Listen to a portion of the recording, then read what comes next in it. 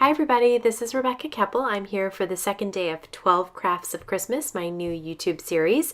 On this day, day 2, I'm going to share a Christmas card made with the Therm Gina K Designs Stamp and Foil line.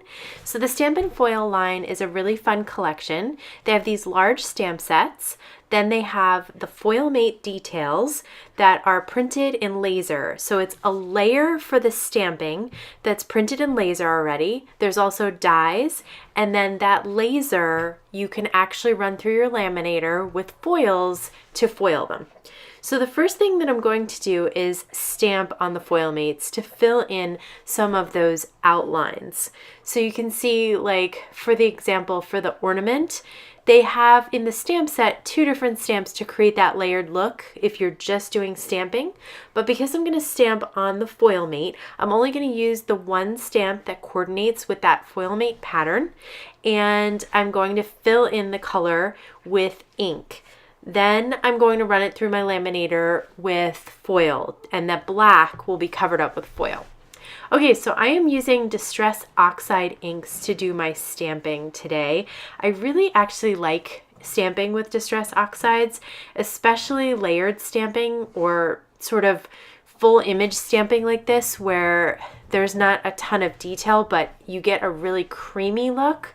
So I've done one ornament, I've done holly leaves and berries for one of each, and I've done one of the poinsettia leaves. So now I'm going to go in and do some of the other ones, and then for the poinsettias there's actually 2 more layers. There's those small petals that I'm going to do, and then also there's centers to those flowers. So I'm just going to flip them and do one of each, just so that I have a lot of pieces to play with here. I'm going to temporarily adhere the dies down to those foil mates with Thermoweb's purple tape. And if I feel like it's a little tacky, especially with that thin cardstock that the foil mates are on, I am going to just, touch the tape and make some of the tackiness go off. Okay, now I'm creating my little parchment paper sandwich. I have a piece of parchment paper folded in half, and I'm going to cut some strips of foil and cover up my die cut pieces of foil mates that have already been stamped. And you see when I peel them off the foil, I get that beautiful foiled effect. Okay, I did have one more idea here, and that was to grab the pine bough, and there's no foil mate for this. So I thought what I would do is stamp it in green. This is the Distress Oxide Inks Pine Needles. Then I'm going to clean off the stamp, and I dried the ink. I'm going to put some anti-static on that stamped image, and then I'm going to ink up part of that image with white embossing powder. I'm even going to sort of sweep some away with my finger and then heat set it. And I think it looks like pine needles with some snow on the edges. And I think that's a really fun look. I didn't do this in the card that I did for Thermoweb, and I'm going to link to that video here because there's another set of Stamp and Foil products that I'm not using in this video that I did use there. So you can check that out if you're interested. Okay, so I'm going to do this 2 more times just so that I have several pieces to play with here. I want to have everything stamped and foiled and die cut and ready to go so that I can sit down and quickly create my card. I'm going to layer some silver metallic cardstock from Gina K Designs over some of her coral reef cardstock. I really like using this coral reef cardstock on a Christmas card. It's just kind of a unique look, and it goes really well with some of the colors that I chose of the Distress Oxide inks. I'm just planning out the card, and then I'm going to use a sentiment from that same set, which was the Stamp and Foil Thermoweb Gina K Designs set that's called Holly Jolly.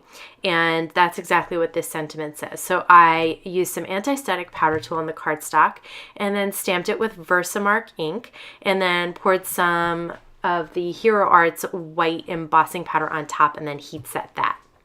Okay, so now I'm going to carefully remove one at a time of my little pine needles here, and then use some dot roller adhesive to adhere them down. I'm going to do the same for one of the ornaments, and for the other one I'm going to use the brand new Therm Gina K Designs foam tape, which I think has the perfect amount of dimension. I'm going to do the same thing with the holly. Adhere one down flat to the card using the dot roller adhesive, and then the other one I'm going to pop up with the foam tape. I really like the way that this came out and came out so quickly. I've grabbed some wooden stars. These are actually shakers from Queen & Co. And I'm going to adhere them down with the Therm Ultra Bond liquid adhesive. And I'm using my little jewel picker there to pick up those tiny little wooden stars, place a dot of adhesive down on the card panel, and then lay the star back down on top. And that's it. Super, super easy to create a really fun foiled card for the holidays, which is such a nice effect and I think adds a really nice touch. So thank you for stopping by for day 2 of 12 Crafts of Christmas. I will be back tomorrow with something else. And if you're interested in the products that I used today, they'll all be linked down below. If you'd like to subscribe to my YouTube channel, you can do that here. Check out my blog for information, and I'll have a couple of videos here that you might be interested in. I want to thank you so much for stopping by today. Have a wonderful day.